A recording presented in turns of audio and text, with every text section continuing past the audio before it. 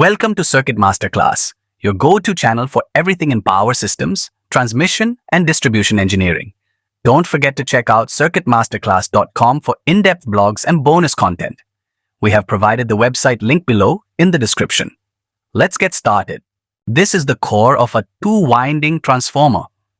Say this is the primary winding, and this is the secondary winding. Now we apply a sinusoidal voltage across the terminals of the primary winding, while the terminals of the secondary winding are kept open.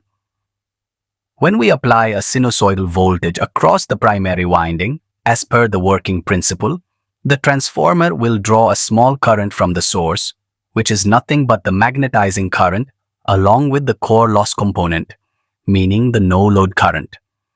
If we neglect the loss component of the input current, and only concentrate on the magnetizing current, then we will see that the magnetizing current will also be alternating and varying in the same rhythm as the applied sinusoidal voltage. But that magnetizing current will lag the voltage by 90 degrees.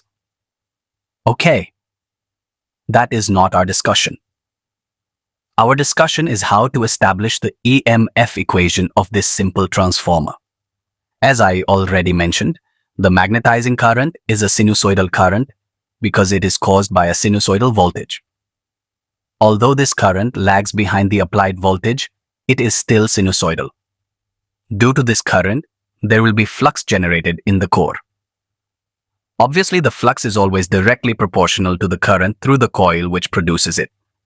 So if the current is sinusoidally varying and alternating, the flux will also vary sinusoidally. Say the flux through the core phi equals phi m sine omega t, where phi m is the maximum flux in the core.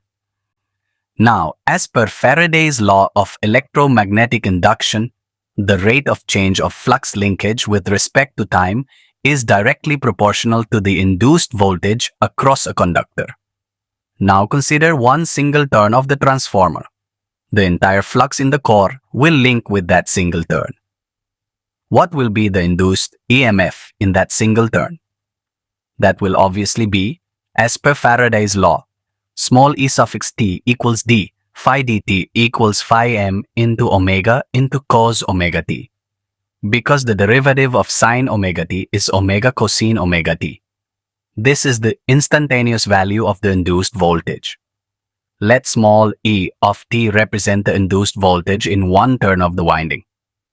If there are n1 number of turns in the primary, then the total induced EMF across the primary winding will be E1 of t equals n1 into phi m into omega into cos omega t. Now, what is omega? Omega is nothing but 2 pi f, where f is the frequency of the applied voltage, which is 50 Hz in India. So the instantaneous value A1 of t as a function of time is A1 of t equals n1 into phi m into 2 pi f into cos 2 pi into f into t. This is also a sinusoidal wave. Obviously, this portion of the equation of this E1 waveform is nothing but the amplitude of the wave. That means it is the maximum value of the wave. From here, if we derive the RMS value, what do? We know that for RMS, we take the maximum amplitude and divide it by root 2 for a pure sinusoidal waveform. So the RMS value of induced EMF, say E1 equals N1 into phi m into 2 pi f divided by root 2, which simplifies to E1 equals 4.44 phi m into f into N1. This is the EMF equation for the primary winding. Now we go to the secondary winding, where there are N2 turns. So the secondary induced EMF, E2, will be E2 equals 4.44 into phi m into f into N2. Because in the same way, we can prove that. If we divide E1 by E2, we get E1 by E2 equals N1 by N2. This is nothing but the turns ratio of the transformer.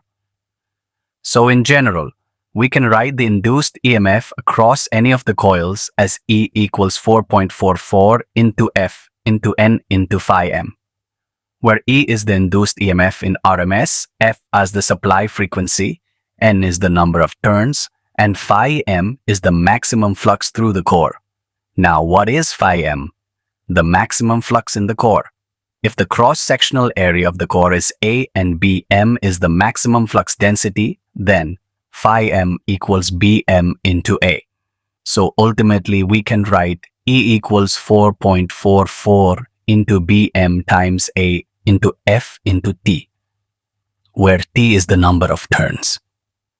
Sometimes we also write the number of turns with capital T instead of capital N in the EMF equation. This is the most common form of EMF equation. If you found this helpful, don't forget to subscribe, like, and tap the notification bell. Got questions or want us to cover a specific topic? Leave a comment. Thank you.